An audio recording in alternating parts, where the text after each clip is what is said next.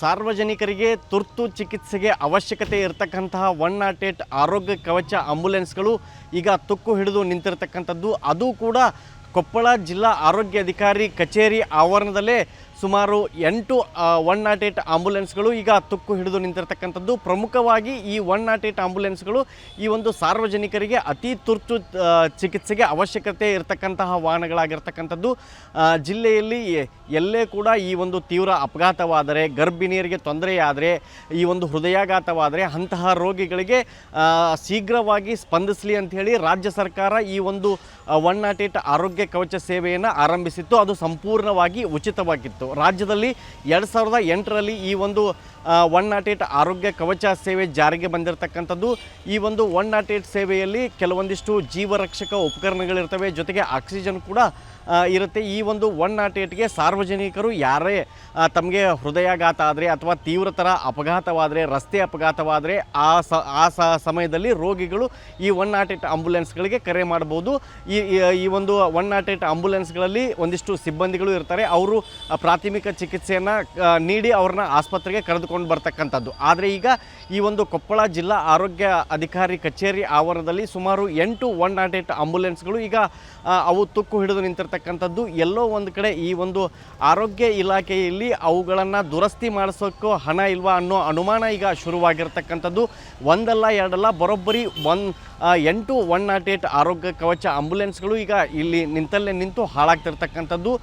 ಈ ಒಂದು 108 ಆರೋಗ್ಯ ಕವಚ ಆಂಬ್ಯುಲೆನ್ಸ್ಗಳಿವೆ. ಅದರಲ್ಲಿ ಕೆಲವೊಂದಿಷ್ಟು ಡಾಕ್ಯುಮೆಂಟ್ಗಳನ್ನು ಕೂಡ ಇಲ್ಲಿರ್ತಕ್ಕಂಥ ಸಿಬ್ಬಂದಿ ಅದರಲ್ಲೇ ಬಿಟ್ಟಿರ್ತಕ್ಕಂಥದ್ದು. 1 ಅಥವಾ 2 ಏನೋ ಕೆಟ್ಟು ನಿಂತಿರ್ಬೋದು ಅಂತ ಹೇಳ್ಬೋದು. ಆದರೆ ಇಲ್ಲಿ 8 ಆಂಬ್ಯುಲೆನ್ಸ್ಗಳು ಕೆಟ್ಟು ನಿಂತಿರ್ತಕ್ಕಂಥದ್ದು. ಅವು ಬಹುತೇಕ ತಿಂಗಳುಗಳೇ ಆಗಿ ಇಲ್ಲಿ ನಿಂತಿರ್ತಕ್ಕಂಥದ್ದು. ಅವೆಲ್ಲವೂ ಕೂಡ ಈಗ ಅದರ ಒಂದೊಂದೇ ಪಾರ್ಟ್ಸ್ಗಳು ಈಗ ತುಕ್ಕು ಹಿಡಿದು ಉದುರ್ತಕ್ಕಂಥದ್ದು.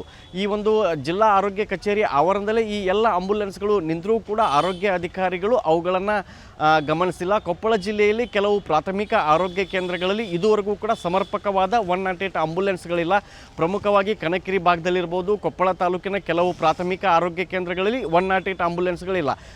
ಯಾರೇ ಈ ಒಂದು ಅತ್ಯಂತ ಶೀಘ್ರದಲ್ಲಿ ರೋಗಿಗಳು ಈ ಒಂದು ಆಸ್ಪತ್ರೆಗೆ ಬರಬೇಕಂದ್ರೆ ಕೆಲವೊಂದಿಷ್ಟು ಸಮಯದಲ್ಲಿ 108ಗೆ ಕರೆ ಮಾಡಿದರೆ ನಮಗೆ ಸ್ಪಂದಿಸಲ್ಲ ಅನ್ನೋ ಆರೋಪವೂ ಇರತಕ್ಕಂಥದ್ದು.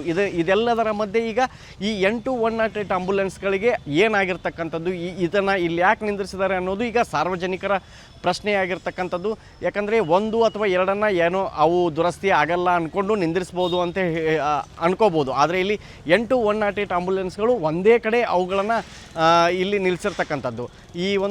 ಈ ಆರೋಗ್ಯ ಇಲಾಖೆ ಅಧಿಕಾರಿ ಆವರಣದಲ್ಲಿ ಈ ಎಲ್ಲ ಆಂಬ್ಯುಲೆನ್ಸ್ಗಳು ನಿಂತರೂ ಕೂಡ ಅವುಗಳ ಮೇಲೆ ಈಗ ಈ ವಾಹನವನ್ನು ನಿರುಪಯುಕ್ತಗೊಳಿಸುವ ಕಾರ್ಯ ಪ್ರಗತಿ ಇಲ್ಲಿದೆ ಅಂಥೇಳಿ ಒಂದು ಬೋರ್ಡನ್ನು ಅಂಟಿಸಿರ್ತಕ್ಕಂಥದ್ದು ಬಿಟ್ಟರೆ ಅವುಗಳನ್ನು ದುರಸ್ತಿ ಮಾಡುವ ಗೋಜಿಗೆ ಇಲ್ಲಿರ್ತಕ್ಕಂತಹ ಆರೋಗ್ಯ ಇಲಾಖೆ ಅಧಿಕಾರಿಗಳಾಗಿರ್ಬೋದು ಅವುಗಳನ್ನು ಯಾರೂ ಕೂಡ ಗಮನಿಸಿಲ್ಲ. ಹಳ್ಳಿಗಳಿರ್ತಕ್ಕಂತಹ ಕೆಲ ಜನರು ಖಾಸಗಿ ಆಂಬ್ಯುಲೆನ್ಸ್ಗಳನ್ನು ಮೊರೆ ಹೋಗಿರ್ತಕ್ಕಂಥದ್ದು. ಬಹುತೇಕ ಎಲ್ಲರೂ ಕೂಡ ಈಗ ಖಾಸಗಿ ಆಂಬ್ಯುಲೆನ್ಸ್ಗಳ ಮೂಲಕವೇ ಬರ್ತಿರ್ತಕ್ಕಂಥದ್ದು.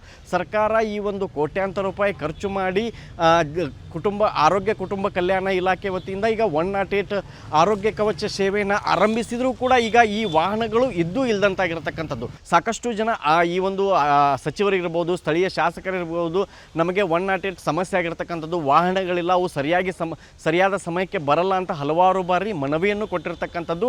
ಆದರೆ ಈಗ ಇಲ್ಲಿ 8 108 ಆರೋಗ್ಯ ಕವಚ ಆಂಬ್ಯುಲೆನ್ಸ್ಗಳು ನಿಂತಿರೋದನ್ನು ನೋಡಿದರೆ ಈ ಒಂದು ಆರೋಗ್ಯ ಇಲಾಖೆಯಲ್ಲಿ ನಿಜಕ್ಕೂ ಕೂಡ ಅವುಗಳನ್ನು ದುರಸ್ತಿ ಮಾಡೋದಕ್ಕೆ ಹಣ ಇಲ್ವಾ ಅನ್ನೋ ಅನುಮಾನ ಈಗ ಶುರುವಾಗಿರ್ತಕ್ಕಂಥದ್ದು. ಕ್ಯಾಮ್ರಾ ಪರ್ಸನ್ ಮಾರುತಿ ಜೊತೆ ಶಿವಕುಮಾರ್, TV9 ಡಿಜಿಟಲ್ ಕೊಪ್ಪಳ.